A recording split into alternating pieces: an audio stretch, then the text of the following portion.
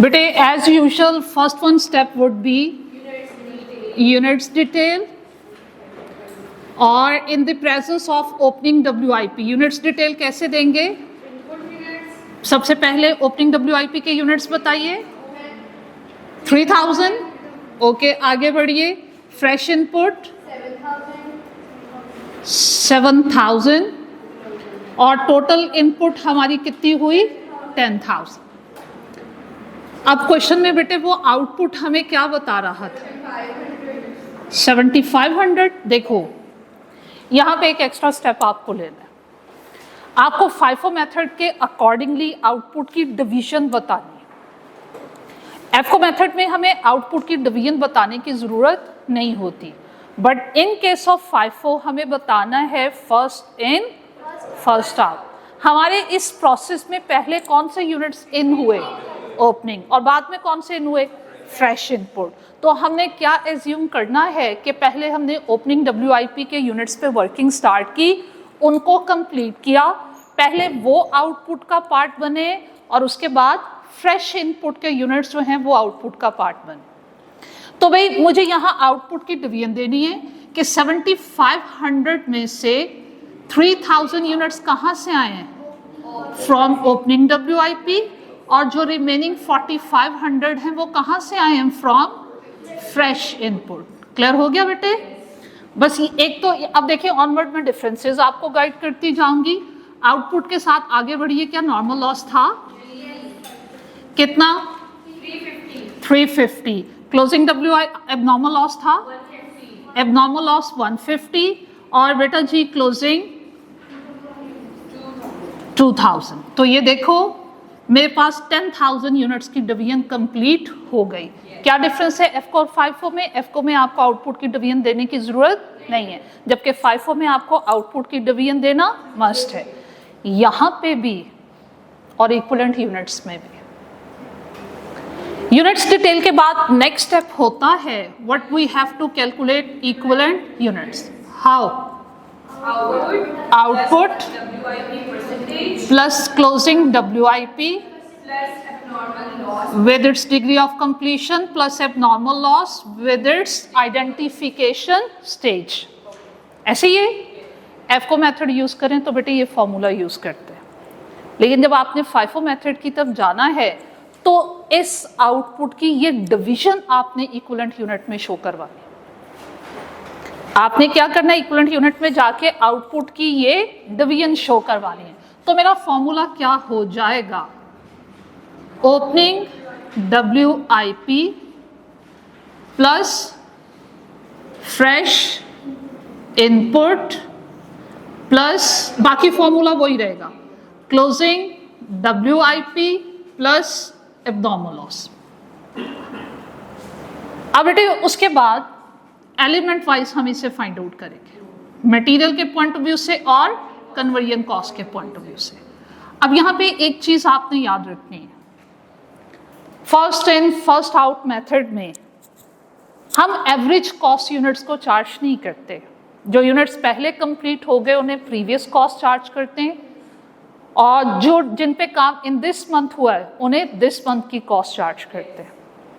इसलिए keep in mind FIFO method में आपने ओपनिंग WIP के सारे यूनिट्स कंसिडर नहीं करने। ओपनिंग WIP के यूनिट्स वो यूनिट्स हैं जिन पे कुछ काम प्रीवियस मंथ में हो गया और कुछ काम इन दिस मंथ। तो आपने सिर्फ इन दिस मंथ ओपनिंग WIP के यूनिट्स पे जो काम हुआ है सिर्फ वो लेना है। एवरेज कॉस्टिंग मेथड में तो कॉस्ट को आपने एवरेज आउट कर लिया था, आपने प्रीवियस मंथ की कॉस्ट भी ली और दिस मंथ की कॉस्ट भी ली, इसलिए यूनिट सारे लिए, चाहे उन पे काम प्रीवियस मंथ हुआ था या फिर इन दिस मंथ हुआ। बट इन FIFO मुझे सिर्फ यूनिट्स भी वही चाहिए जिन पे काम मैंने इन दिस मंथ किया है, कॉस्ट भी सिर्फ मुझे वही चाहिए जो इन दिस मंथ इंकर्ड हुई है। Is it clear? अच्छा, अब ये देखो ओपनिंग WIP में बेटे 3000 यूनिट है। वो क्वेश्चन में क्या कहता था? उसने कहा था कि 100% मटेरियल कॉस्ट ऑलरेडी चार्ज हो चुकी है इन प्रीवियस मंथ। क्या इन दिस मंथ मजीद मटेरियल कॉस्ट चार्ज करने की जरूरत है? नो। तो मटेरियल की इन दिस मंथ हम कोई भी कॉस्ट फर्दर चार्ज नहीं करेंगे। ओपनिंग WIP की जो परसेंटेज गिवन होती है वो नहीं लेते, रिमेनिंग लेते हैं, क्योंकि जो परसेंटेज गिवन होती है ये वो परसेंटेज है, ये वो काम है जो प्रीवियस मंथ में कर चुके हैं, मुझे तो जस्ट फॉर दिस मंथ चाहिए, ठीक है। Now 3000 into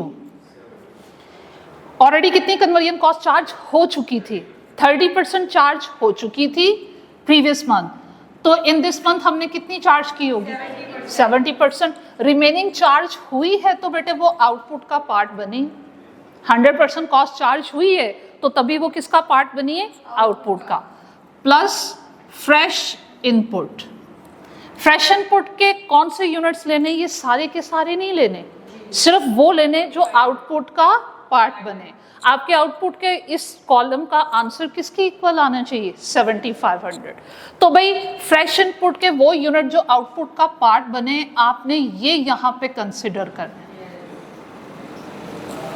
is it clear? आगे बढ़ते हैं। क्लोजिंग WIP में बेटे 2000 यूनिट्स हैं, मटेरियल के पॉइंट ऑफ व्यू से 100% और 60%। एबनॉर्मल लॉस के यूनिट्स हैं बेटे मटेरियल के पॉइंट ऑफ व्यू से 100% और कन्वर्जन कॉस्ट के पॉइंट ऑफ व्यू से 50%। चलो अब मुझे बताओ कितना आता है।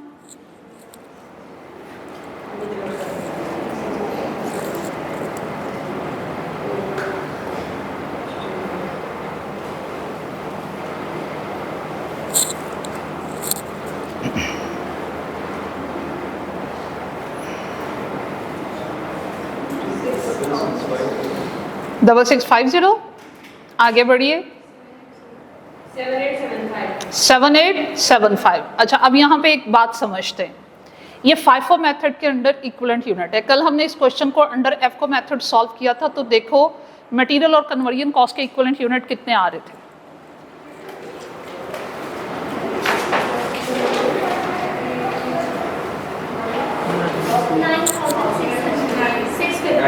और ये कितने आ रहे थे 8775। अब ये देखो बड़ी इंपॉर्टेंट चीज है जो हम डिस्कस करने जा रहे हैं, लिसन मी। देखो बेटे आपका डिफरेंस कितने का है, ये कितने का डिफरेंस है 3000, यहां कितने का डिफरेंस है, इज इट 900। अब ये डिफरेंस क्यों है, हमेशा FCO मेथड में आपके पास एलिमेंट वाइज इक्विवेलेंट यूनिट ज्यादा होते हैं, FIFO में कम होते हैं। उसकी रीजन क्या है, FCO में क्यों ज्यादा होते हैं, FCO में आपने सारे के सारे यूनिट्स ओपनिंग स्टॉक के अकाउंट फॉर किए, चाहे उन पे काम प्रीवियस मंथ हुआ या फिर इन दिस मंथ हुआ।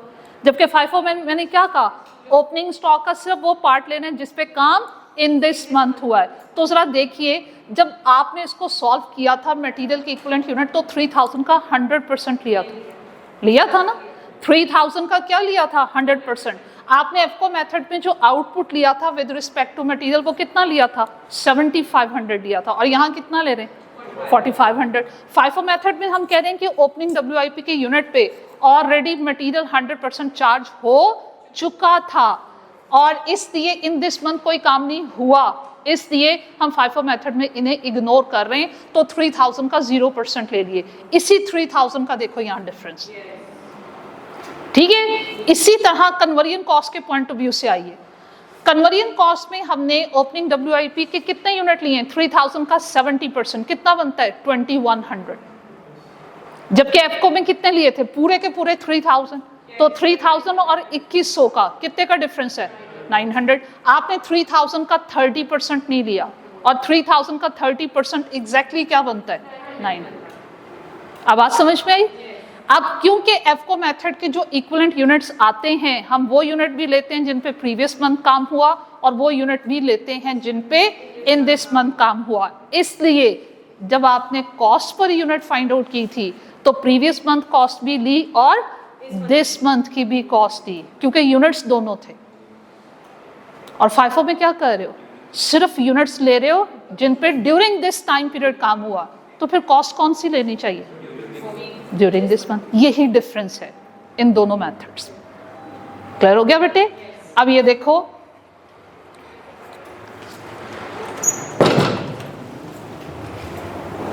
नेक्स्ट स्टेप में what we have to do, we have to calculate cost per unit. हाँ जी, कैसे फाइंड आउट करनी है? मटेरियल की कॉस्ट को मटेरियल के इक्विवेलेंट यूनिट से डिवाइड और कन्वर्जन कॉस्ट को कन्वर्जन कॉस्ट के इक्विवेलेंट यूनिट से। अब यहाँ पे FIFO मेथड में मुझे कॉस्ट कौन सी लेनी है? ड्यूरिंग दिस मंथ, बताइए।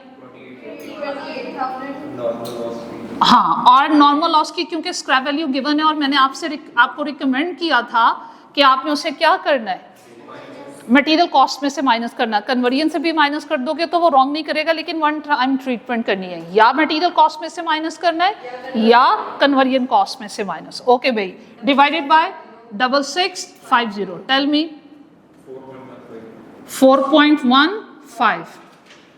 आगे बढ़िए, conversion cost 17,430 divided by 7875, 2.21, total हुआ 6.36। ये टोटल कॉस्ट पर यूनिट।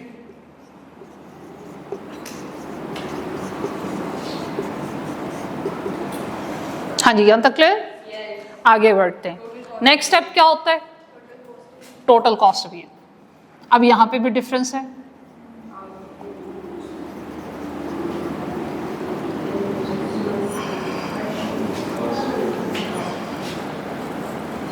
चलें भाई, इस तरफ को आते हैं, टोटल कॉस्ट डिवीजन की तरफ आते हैं। आउटपुट की कॉस्ट अब तक आपने कैसे फाइंड आउट की है? अब तक टिल नाउ आउटपुट को directly total cost per unit से मल्टीप्लाई किया है, ऐसा है? यहाँ ऐसा नहीं करोगे। यहाँ पे जो आउटपुट की आपने डिवीजन दी है, इस तरह कॉस्ट फाइंड आउट करोगे। ओपनिंग WIP की कॉस्ट अलग फाइंड आउट करोगे, फ्रेश इनपुट के यूनिट की कॉस्ट अलग फाइंड आउट करोगे, इन दोनों को ऐड करोगे तो आपके पास क्या आएगी? Output cost. बात फॉलो की? फिर सुनिएगा, यहाँ FIFO मेथड में, just in case of FIFO method, output की कॉस्ट कैसे फाइंड आउट करोगे? Opening WIP cost plus fresh input cost, दोनों को ऐड करोगे तो आपके पास क्या आएगी? Output cost. यहाँ तक क्लियर?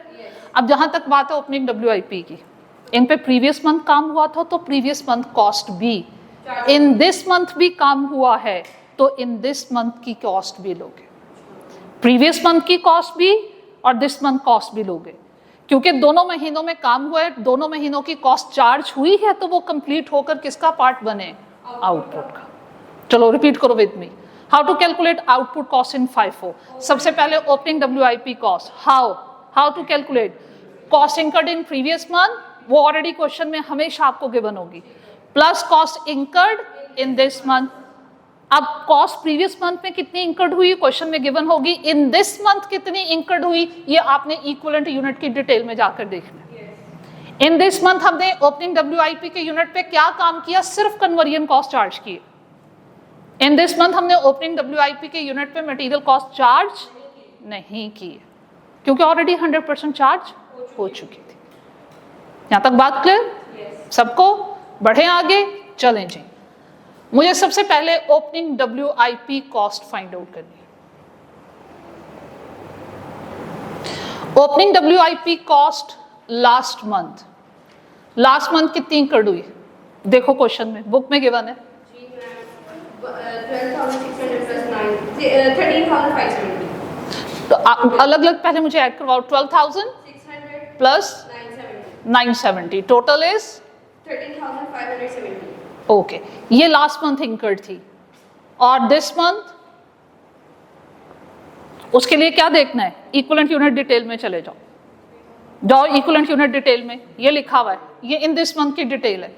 इन दिस मंथ क्या आपने ओपनिंग WIP के यूनिट पे मटेरियल कॉस्ट चार्ज की? नो। क्या चार्ज की? Conversion cost. ओपनिंग WIP के 3,000 यूनिट के 70% पोर्शन पे कन्वर्जन कॉस्ट चार्ज की एट द रेट ऑफ 2.21। बताइए। 4648। चले बंद कर लेते हैं। हाँ जी, बात समझ में आई? ओके। उसके बाद फ्रेश इनपुट के वो यूनिट जो आउटपुट का पार्ट बने बेटे, उनकी कॉस्ट फाइंड आउट कीजिए। कितने यूनिट आउटपुट का पार्ट बने? अब वो क्योंकि मटेरियल और कन्वर्जन कॉस्ट के पॉइंट ऑफ व्यू से 100% कंप्लीट है, बजाय अलग अलग चार्ज करने के टोटल चार्ज कर दो। यस, दोनों एक ही दफा चार्ज कर दो। 4500 इंटू 6.36 28,620. 28,620। यहां तक क्लियर? Yes. अच्छा, अब टोटल आउटपुट कॉस्ट,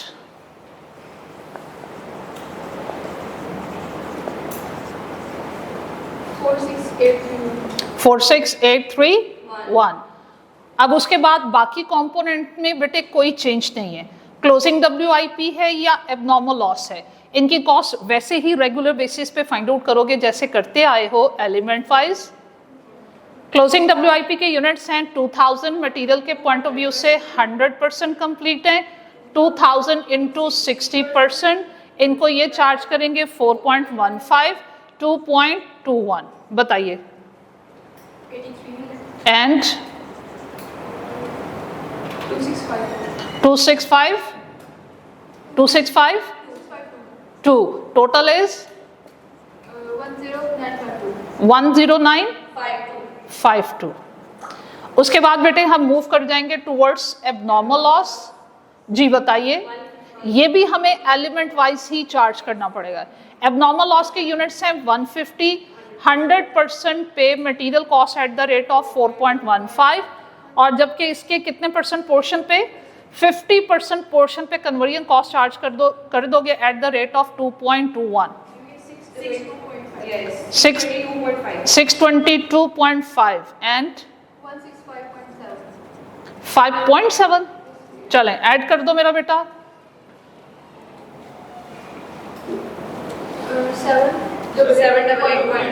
788। चलें लीव दैट। ये आपके पास एबनॉर्मल लॉस कॉस्ट, और एज यूजुअल सबसे एंड में क्या करेंगे, प्रोसेस अकाउंट। एग्रीड? चलो भाई वो भी बना ही लेते हैं, यूनिट्स एंड रुपीस। बताइए सबसे पहले, हाँ जी ब्रॉड डाउन, और वो आपके पास WIP का ब्रॉड डाउन में कितने यूनिट्स हैं, क्या सीख कर आए हो? इसके ऑपोजिट हमेशा जो कॉस्ट ऑलरेडी चार्ज हो चुकी होती है प्रीवियस मंथ वो लिखते हैं, और वो कितनी है 13,570। और उसके बाद इन this month material and conversion cost, material कितनी इंक्लूड हुई है भाई, 28,000 एंड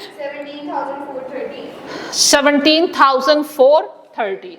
आगे आइए भाई क्रेडिट साइड पे, यूनिट्स रुपीस, हाँ जी आउटपुट, 7,500. आउटपुट में 7,500, और कितनी कॉस्ट है भाई 46831।